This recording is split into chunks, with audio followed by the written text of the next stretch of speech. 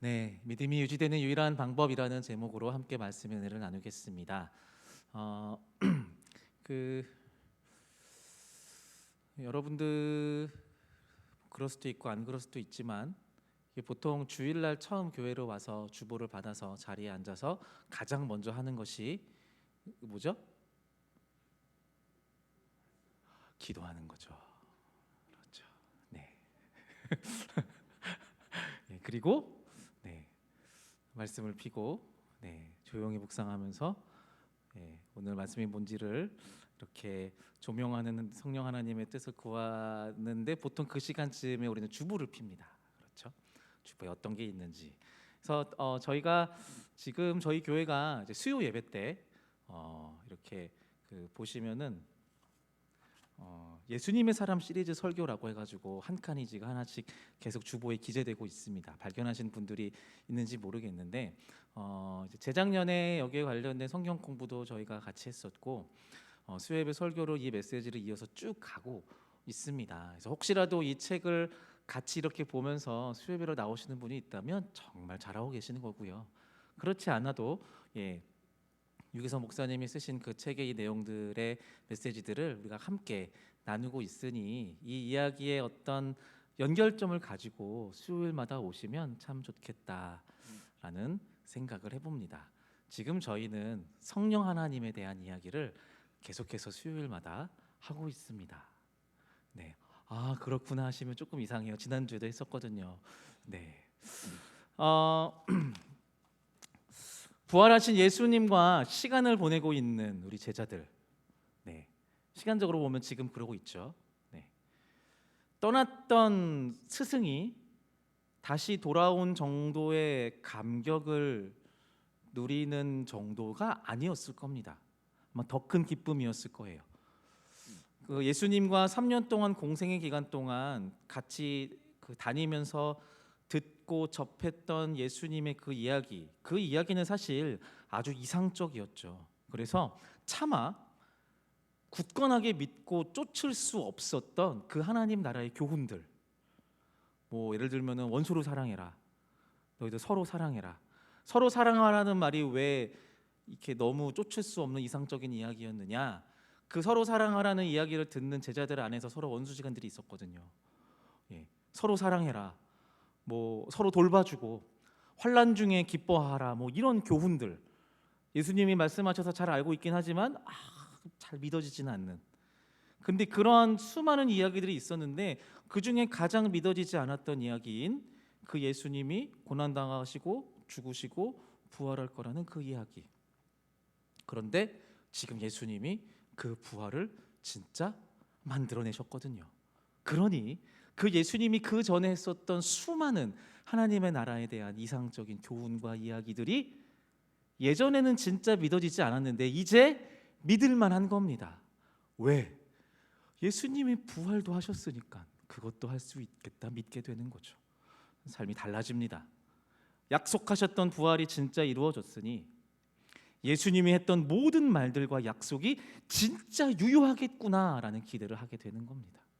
그리고 중요한 예수님이 약속하셨던 또 한 가지 이야기가 있었죠.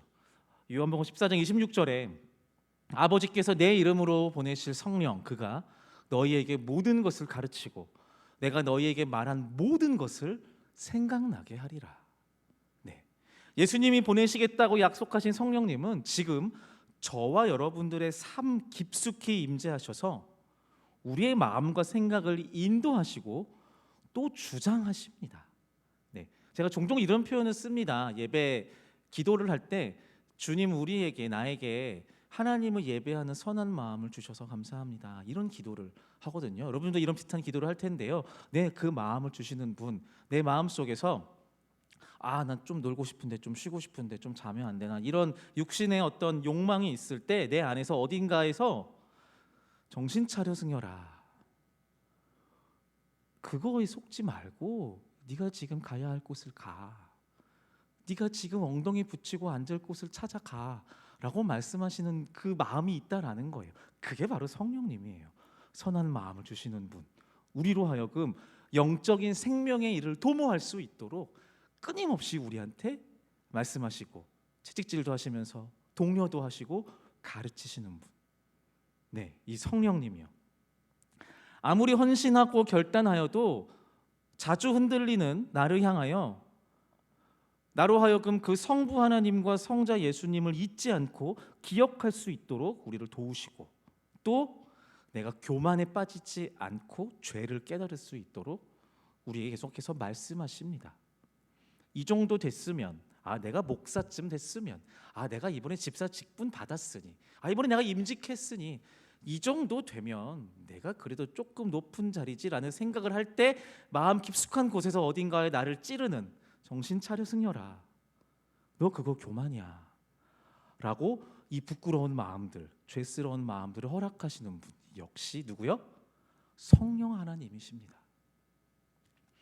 집을 나간 탕자로 하여금 자신을 기다리는 아버지가 있다라는 것을 잊지 않도록 돌아갈 아버지 하나님을 찾게 만드는 열정을 부여하시는 분도 성령 하나님입니다.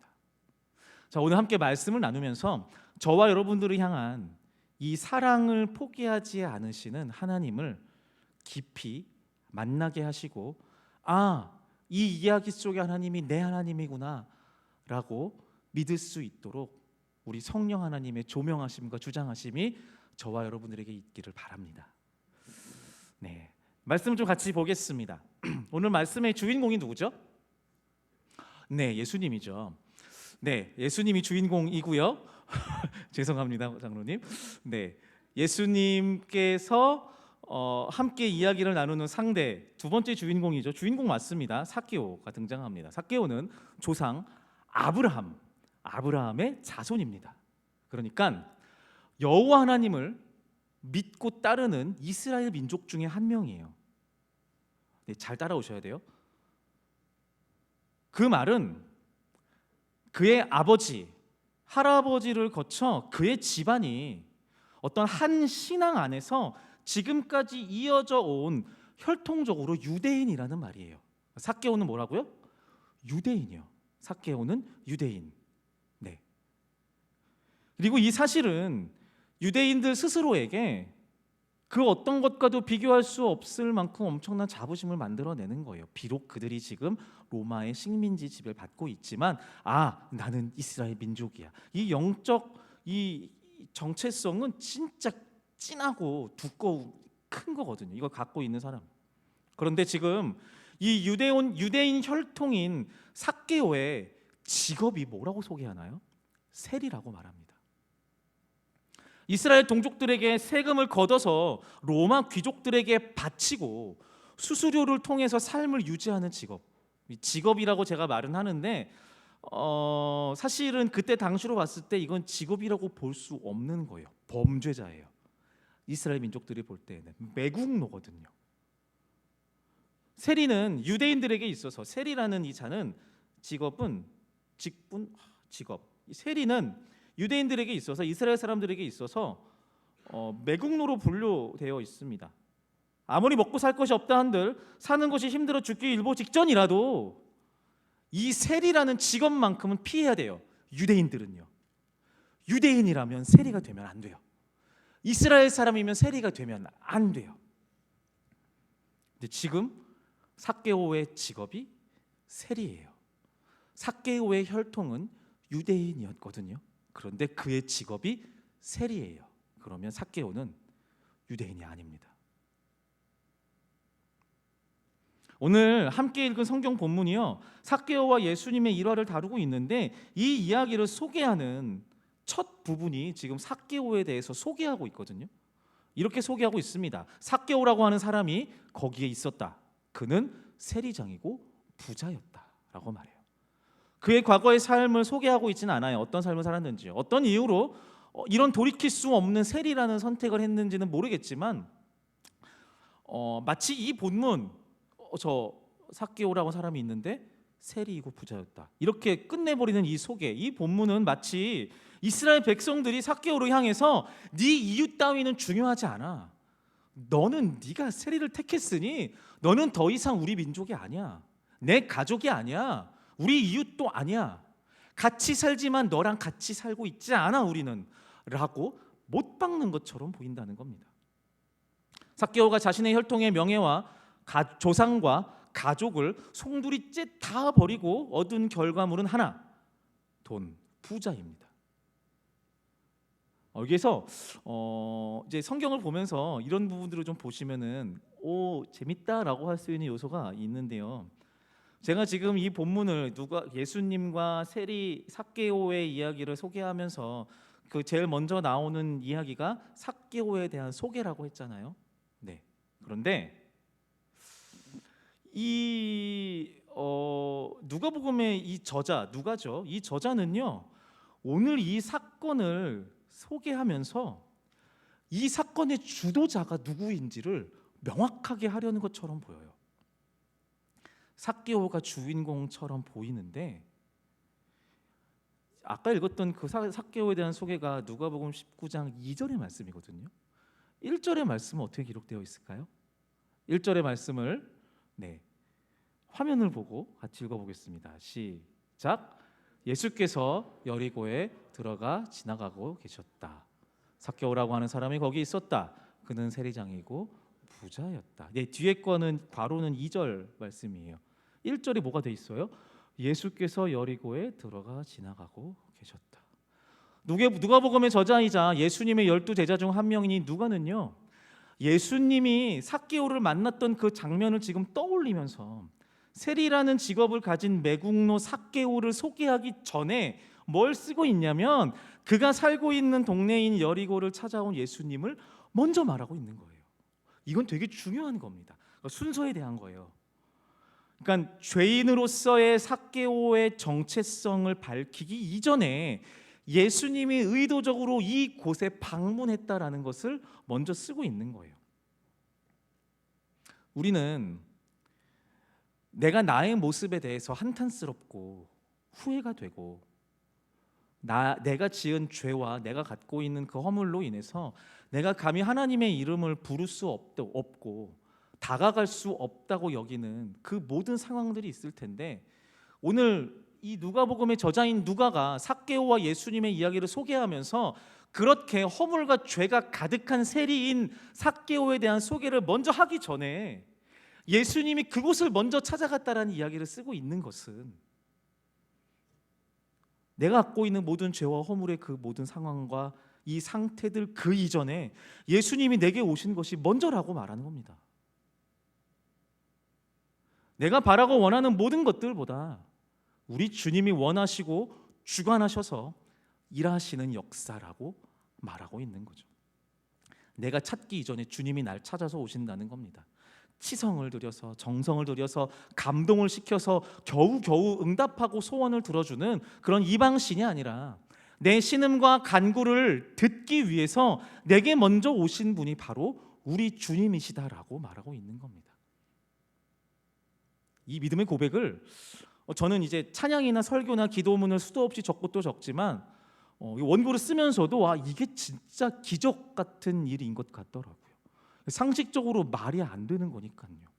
내가 요청하지 않았는데 나를 살리는 사랑과 은혜를 내가 누리고 있는 거예요.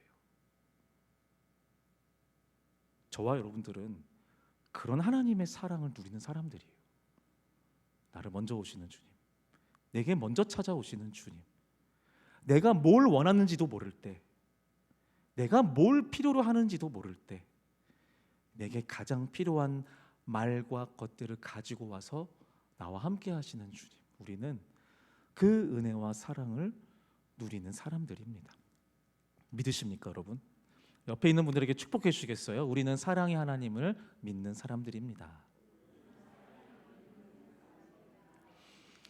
자, 그러면 지금 예수님이 삭개오를 먼저 찾아오신 거거든요. 그 이유가 있겠죠. 찾아오신 이유가 있겠죠. 지나가면서 우연히 들른 게 아니라면 여리고에 삭개오를 만나서 뭔가 하실 게 있는 거예요. 목적이 있는 방문이에요. 예수님은 삭개오에게 가장 필요한 것을 주시고자 했습니다. 돈과 명예가 이미 가득한 삭개오에게 가장 필요한 것, 그것은 그가 부자가 된 대가로 스스로 버린 혈통의 회복, 스스로 포기해버린 믿음의 삶. 외로움이 너무 익숙해져서 필요하다라는 것조차도 잊어버린 관계의 회복을 갖고 삭개오에게 오시는 거예요. 그런데 삭개오가 그 회복을 누리려면 반드시 해야 되는 게 있었어요. 바로 이런 지점에서 아까 말씀드렸던 성령 하나님의 일하심이 드러나는 겁니다. 이렇게 말합니다. 삭개오가 일어서서 주님께 말하였다. 주님, 보십시오. 내 소유의 절반을 가난한 사람들에게 주겠습니다. 또 내가 누구에게서 강제로 빼앗은 것이 있으면 네 배로 하여 갚아주겠습니다. 자, 이걸 지금 보시면요, 지금 삭개오가요 자신의 정체성을 포기하고 있는 겁니다. 버리고 있는 거예요, 자기의 정체성을. 삭개오를 표현하는 단어 두 가지가 있었어요. 하나는 세리장, 하나는 부자였단 말이에요. 자, 그는 지금 부자의 길을 포기하고 있습니다. 맞죠? 그리고 빼앗은 것을 보상해 준다라고 말해요. 이 말은 곧 다시는 뺏지 않겠다는 말이거든요. 그러면 세리로서의 직업도 버리는 겁니다. 자, 그러면 이제 삭개오가 삭개오일 수 있는 것이 아무것도 없게 되는 거예요. 세리도 버렸고 부자도 버렸거든요. 정말 아무것도 안 남게 된 겁니다. 빈털털이죠. 그리고 이제야 삭개오는 예수님이 부여하시는 회복을 누릴 준비가 된 거예요. 예수께서 그에게 말씀하셨다. 오늘 구원이 이 집에 이르렀다. 이 사람도 아브라함의 자손이다. 인자는 잃은 것을 찾아 구원하러 왔다.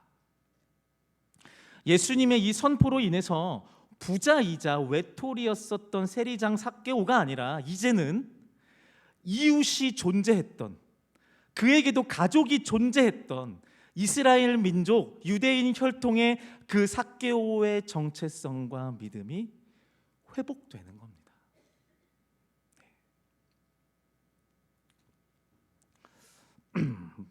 저에게는 6살 된 딸이 있습니다. 네. 한 번은 저희 딸이 이제 스카이 팡팡 뛰는 거 있잖아요. 그거를 같이 갔어요. 근데 뛰다가 어느 순간 보니까 울고 있더라고요. 네. 오해하지 마세요. 제가 딴짓하고 이렇게 진짜 다친 게 아니라 저는 이제 아들과 놀아주다가 울고 있더라고요. 가서 이렇게 하는데 이렇게 방방 뛰는 거기에서 하다가 무서워서 우나 보다라고 했는데 얘가 일어나질 못하는 거예요. 네. 그래서 한 발로 이렇게 딛고 하다가 다시 넘어지고 이렇게 하는 거예요. 아프대요. 그래서 봤는데 무릎을 잘 움직여요. 눌러도 아파하진 않아요. 근데 설 수는 없대요. 제가 어떤 생각을 할게요? 아, 겁을 먹었구나.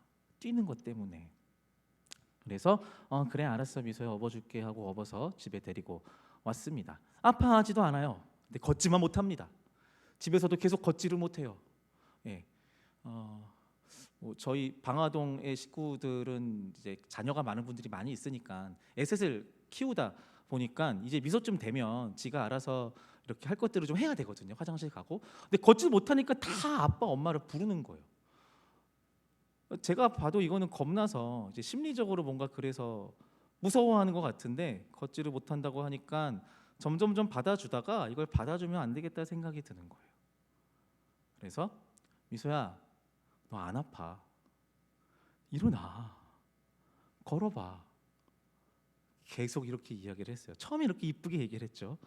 계속 못 걷잖아요. 저는 힘들고 점점 이제 말이 톤이 낮아지는 겁니다. 미소야 일어나. 걸어야지. 계속 이렇게 점점 감정이 이렇게 올라오는 거예요. 근데 그게 한 2, 3일 갔습니다. 어린이집도 안 가고 어린이집을 안 가서 할머니가 오시니까 좋죠. 뭐 집에서 TV만 보고 핸드폰 보고 맛있는 거 먹고 이러니까 너무 행복해 하더라고요. 웃으면서 얘 100% 꾀병이다라는 생각을 확신을 갖게 되었습니다. 혹시 몰라서 이제 응급실 가가지고 엑스레이 찍었던 거를 통해서 아무 이상이 없다라는 얘기도 들었었고요.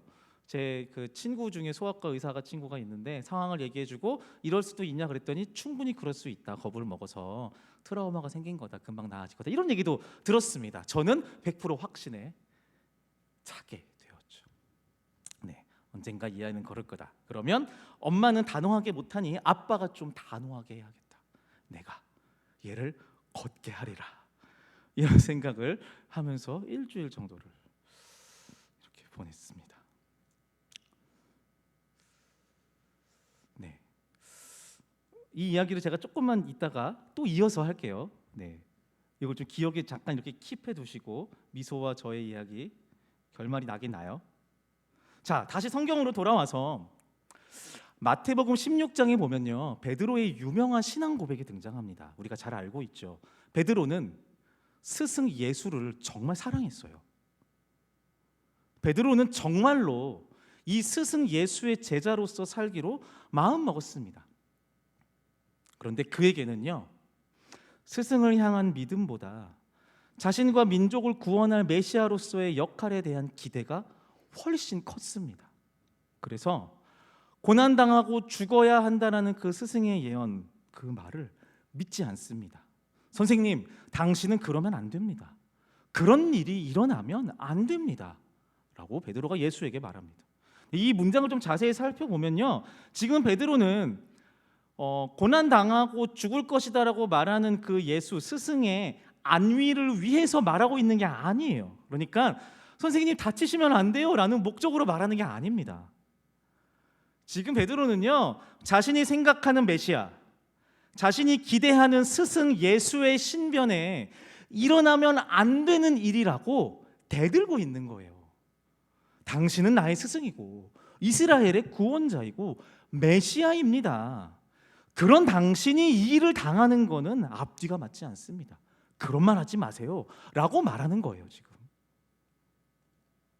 당돌하죠. 또 이기적으로 보이기도 합니다. 예수님이 약속을 하신 게 있거든요. 고난당하고 죽을 것이나 3일 만에 부활한다라고 약속하세요.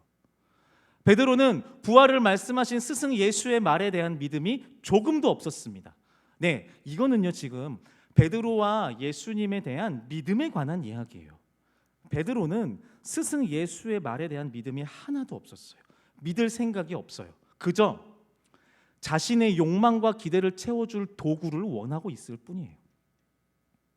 예수님을 향한 믿음이 없으니까 예수를 향한 사랑도 쉽게 버려집니다. 자, 이 부분을 좀 기억하셔야 돼요, 여러분. 믿음이 없는 사랑은 사랑이 아닙니다. 믿음이 없으면 사랑으로 갈 수가 없어요. 지속성이 없어요. 믿음도 없고 사랑도 없는 관계 유지될 방법이 없죠. 무엇으로 지탱하겠습니까? 베드로는 예수를 향한 믿음이 없었으니 예수를 향한 사랑도 거짓이었습니다. 그래서 베드로는 예수를 배신하는 겁니다. 믿음도 사랑도 없기 때문이죠. 그가 스승 예수를 배반하는 것은 당연한 수순이에요. 믿음이 없으니 사랑도 거짓입니다. 궁금해하는 이야기로 돌아올까요? 그렇게 일주일 정도가 지났습니다. 여전히 저희 딸은 걷지 못하고 있습니다. 저희 아내가 혹시 모르니까, 저희 아내도 거의 제 편이었어요. 제 편이었어요. 꾀병일 거다. 근데 혹시 모르니까 한번 가봐, 병원을. 그래서 동네 병원, 그러니까 아동 정형외과 이런 게 따로 있더라고요. 그래서 가봤습니다. 그래서 그 의사를 만나자마자 제가 주구장창 설명을 했어요. 일주일 전에 다쳤고 엑스레이도 찍었었고 상담도 했는데 이거 꾀병인 것 같다라고 제가 의사도 아닌데 그 의사한테 이렇게 얘기를 하고 있는 거예요. 그랬더니 알겠으니까 엑스레이 찍어보자라고 이렇게 얘기를 하더라고요. 엑스레이 찍었습니다. 결과는 골절. 네. 청년부에서 이 얘기를 했는데 한 친구가 신고하려고 하더라고요. 아동학대로 저를. 네. 저는 저의 딸 미소를 진심으로 사랑합니다. 해명하는 자리 같은데요. 그런데요, 저는 그때 당시에 잘 들으세요. 저희 딸 미소를 믿을 마음이 없었어요. 아프다고 했었거든요. 믿을 마음이 없었습니다. 아이의 말을 귀담아 듣기보다 아이의 눈물에 담겨있는 진심을 알려 하기보다 제가 생각하는 상식과 판단에 더 무게를 두고 있었어요. 아빠인 저는 딸인 미소를 믿지 못하였기 때문에 미소를 향한 제 사랑은 거짓으로 판명날 수 있는 겁니다. 고개를 끄덕이시네요. 네, 다시 말씀드리지만 믿음도 사랑도 없는 관계는 유지될 수 없습니다. 근데 여러분, 믿음을 저버린 사람을 향하여 관계가 유지될 수 있는 방법이 하나 있습니다. 믿음을 저버린 아빠와 배반당한 딸 미소의 관계가 회복될 수 있는 유일한 방법, 그것은 배반당한 사람이 배신한 상대방을 여전히 믿어주는 겁니다. 없는 반찬까지 만들어내면서 결국 병원을 가는 아침에 미소는 일어나자마자 아빠를 찾습니다. 아빠에게 볼을 비비면서 아빠한테 이렇게 말합니다. 아빠가 이렇게 안아주면 너무 좋아. 병원 진료를 받고 반 깁스를 하고 잘 안아주지도 못하는 딱딱한 깁스를 했으니까요. 무릎에 잘 안아주지도 못하고 이 미안한 마음을 말할 수도 없습니다. 사람들한테 말할 수도 없어요. 사실은 미소가 골절이었대. 아내한테 말도 못하고 있습니다. 너무 미안해서. 그래서 안아주면서 이렇게 오는데 미소가 저를 보면서 그 특유의 찌그리는 이쁘지 않지만 귀여운 그 표정을 지으면서 아빠 나 이뻐? 라고 하면서 저한테 안깁니다.